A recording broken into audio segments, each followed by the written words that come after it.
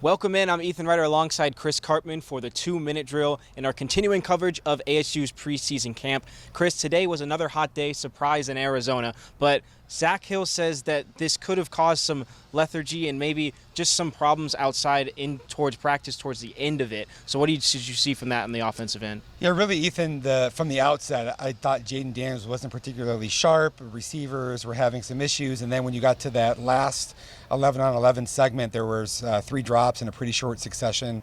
Johnny Wilson had a couple of them. Andre Johnson had one of them. And then there was another bad pass from Daniels at the foot of a receiver. And that's something that Zach Hill said that they have to fight through.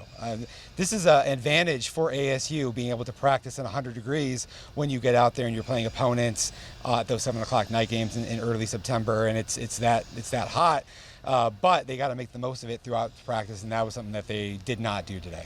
And while the offense didn't do well, the defense has been doing well so far with pass rush throughout camp. What have you seen from that? There was a couple big plays from Darien Butler today as well. Yeah, so Butler's really worked hard to streamline his body. He's getting leaner, fitter. You can see that he's just lighter, more athletic out there. He had sacks on back-to-back plays. First one was an inside rip working between the right tackle and the right guard against the first team. And then the second one was against Curtis Hodges on the edge. Both of those times he got into the target zone against the quarterback.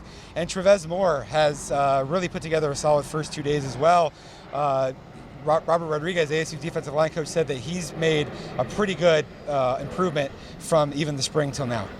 Yeah, and now the complete opposite, not opposite, but different group is the special teams that we've been looking at because Christian Zendejas going into the transfer portal. What did you see from them today in practice and so far in camp? Yeah, so they've been pretty good in recent history kicking field goals. But last year, even 2 years ago, they showed some issues at depth from 40 yards and beyond. It led to Zendejas going into the portal. We thought there was a possibility that Jack Luckhurst, a walk-on, might be the heir apparent, but he also went into the transfer portal. Logan Tyler, the Florida State transfer, who was a punter for the Seminoles, is making that transition into a field goal kicker. He actually made all 5 of his attempts today, the longest being from 46. It was a bit low, as Herm Edwards said, but it was good. Jace Feely, the freshman son of the former NFL kicker, not so good. He missed all 3 of his kicks, and I think they might have cut it prematurely. Good news, though, for ASU is that Logan Tyler does seem to be on a pretty good trajectory. I'm Ethan Ryter for Chris Karpman. This was the 2-minute drill. Stay tuned to Sun Devil Source for our continuing coverage of preseason camp.